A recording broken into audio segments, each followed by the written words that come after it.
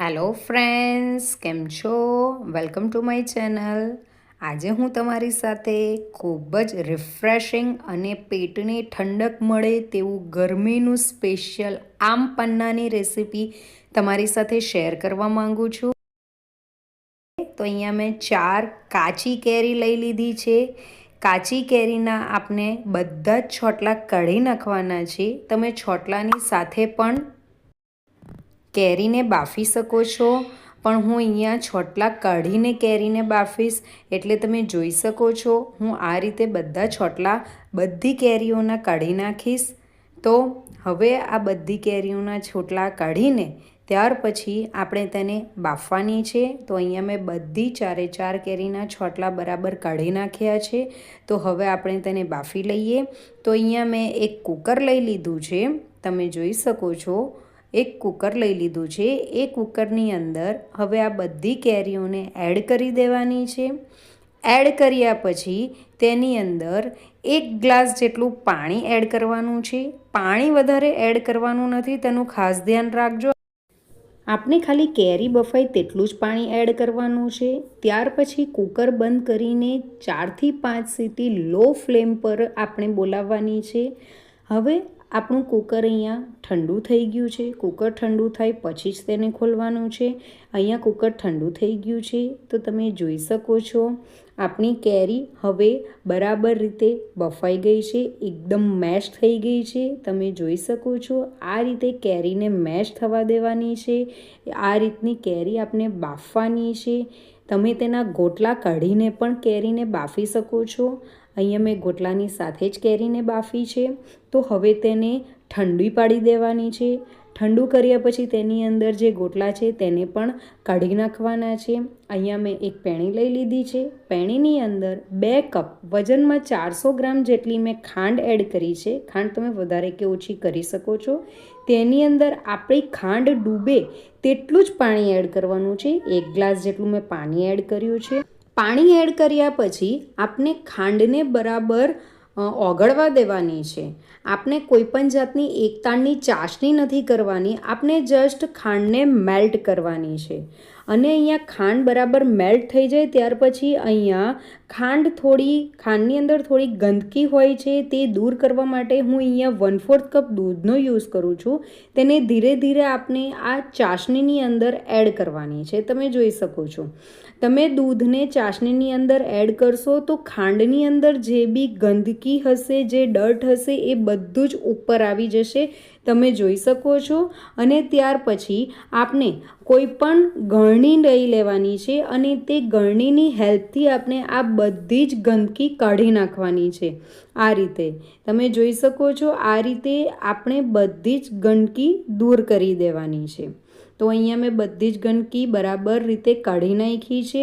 અને આ બાજુ આપણે જે કેરીને બાફી હતી એ કેરી પણ હવે ઠંડી થઈ ગઈ છે. તો હવે તેને આપણે ગ્રાઇન્ડ કરવાની છે અને એનું એકદમ જ સ્મૂથ પ્યુરે તૈયાર કરવાનું છે. તો આ રીતે મેં ગ્રાઇન્ડિંગ જારમાં લઈ લીધું છે અને હવે તેને આપણે એકદમ જ ગ્રાઇન્ડ કરી દેવાનું છે. એકદમ સ્મૂથ બેટર આ રીતે કરી દેવાનું છે. તમે જોઈ શકો છો મેં એનું એકદમ જ સ્મૂથ બેટર કરીને સ્મૂથ પ્યુરે કરીને રેડી કરી દીધું છે. તો હવે તેની અંદર આપણે ફુદીનાના પાન એડ કરવાના છે. આપણે ફુદીનાના ખાલી પાન જ લેવાના છે, એની ડાખરી લેવાની નથી, નહીં તો કડવાશ લાગશે. અને આપણે અડધો કપ જેટલી ફુદીનાના પાન આની અંદર એડ કરી દેવાના છે. અને આપણે જરીક પણ પાણી નથી એડ કરવાનું, તેનું ખાસ ધ્યાન રાખજો. તો અહીંયા મેં ફુદીનાના પાન નાખીને તેને પણ પેસ્ટ એકદમ સ્મૂથ પ્યુરે એની તૈયાર કરી દીધી છે. તમે જોઈ શકો છો. તો આ બાજુ આપણે જે ચાસણી કરી હતી તે પણ આપણી રેડી થઈ ગઈ છે. તો હવે તેની અંદર આપણે જે પ્યુરે રેડી કર્યું છે મેંગોની પ્યુરે તે આની અંદર ધીરે ધીરે એડ કરવાનું છે અને તેને બરાબર મિક્સ કરી દેવાનું છે. પાણી જરીક પણ એડ નથી કરવાનું, બસ તેનું ખાસ ધ્યાન રાખવાનું છે. બરાબર રીતે મિક્સ કરવાનું છે. તમને અત્યારે ગાંઠા જેવું લાગશે, પણ જેમ જેમ તે ઉકળશે તેમ તેમ એના ગાંઠા ધીમે ધીમે દૂર થતા જશે. બસ તેને આ રીતે મિક્સ કરતા રહેવાનું છે, જેથી આપણે જે ગાંઠા છે તે પણ દૂર થઈ જશે અને ચાસણીની સાથે પ્યુરે પણ મિક્સ થઈ જશે, તમે જોઈ શકો છો. ત્યાર પછી તેની અંદર 1 ચમચી રોસ્ટ કરેલું જીરાનો પાવડર એડ કર્યો છે, 1 ચમચી કાળા મરીનો પાવડર એડ કર્યો છે, 1 ચમચી બ્લેક સોલ્ટ એડ કર્યું છે, સંચર એડ કર્યો છે, 1 ચમચી સાદું મીઠું એડ કર્યું છે. અને આ બધાને હવે આપણે બરાબર મિક્સ કરી દેવાનું છે. અને મિક્સ કર્યા પછી આપણે તેને 5 થી 10 મિનિટ સુધી એને કૂક કરવાનું છે. 5 થી 10 મિનિટ તેને કૂક કરીને તમે જોઈ શકશો કે તેની થિકનેસ પણ આવી જશે. ત્યાર પછી તેની અંદર હું 2 ચમચી લીંબુનો રસ એડ કરું છું, કેમ કે લોકોની એવી કમ્પ્લેન હોય છે કે આમ પન્નાની અંદર ક્રિસ્ટલ આવી જાય છે. તો ક્રિસ્ટલ નહીં આવે, ખાંડની ગાંઠા નહીં પડે, એના માટે આપણે લીંબુનો રસ એડ કર્યો છે. તો તમે જોઈ શકો છો 5 થી 10 મિનિટ પછી આપનું આમપન્ના બનીને રેડી થઈ ગયું છે. આમપન્નાની અંદર કોઈ પણ જાતનો તાર કરવાનો નથી, ફક્ત એ થોડું ચીકણું જેવું થાય, ચીપચીપું થાય, બસ તેટલું જ કરવાનું છે. આપણે બંને આંગળીઓ વચ્ચે લઈએ તો આપણે થોડું ચીકાશ લાગે તેવું જ આપણે આમપન્ના રેડી કરવાનું છે. તો અહીંયા હવે આમપન્નાને મેં ગેસ પરથી ઉતારી લીધું છે અને તેને એકદમ જ ઠંડુ કરી દેવાનું છે. ઠંડુ કર્યા પછી તમે જોઈ શકો છો કે એની થિકનેસ કેટલી છે.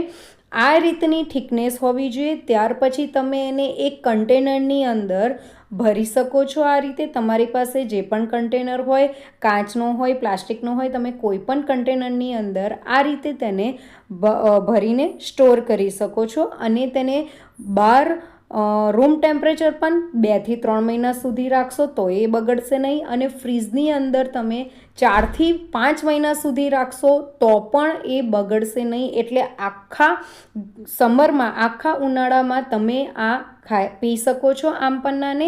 ત્યાર પછી અહીંયા મેં એક પ્લેટની અંદર મીઠું અને કાશ્મીરી રેડ ચીલીનો પાવડર એડ કર્યો છે અને ગ્લાસની ઉપર લીંબુ લગાવીને આ રીતે તેને અંદર ડીપ કરવાનું છે. તમે જોઈ શકો છો આ રીતે તમે એને ડેકોરેટ કરી શકો છો.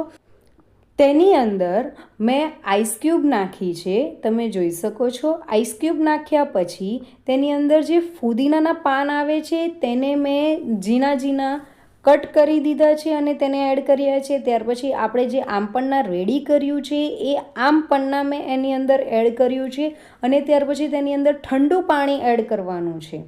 અને ઠંડુ પાણી એડ કર્યા પછી બરાબર એને મિક્સ કરી દેવાનું છે.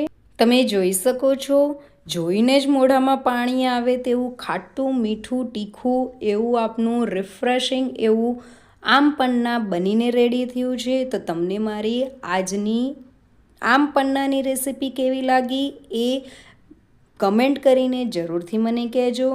જો તમને મારી આજની રેસીપી ગમી હોય તો મારી રેસીપીને લાઇક, શેર અને કમેન્ટ કરજો. અને જો તમે મારી ચેનલને સબસ્ક્રાઈબ ન કરી હોય તો મારી ચેનલને સબસ્ક્રાઈબ કરજો અને બાજુમાં આપેલા બેલ આઇકનને દબાવજો, જેથી મારી નવી રેસીપી તમારા સુધી સૌથી પહેલી પહોંચે. Thank you for watching. Bye bye.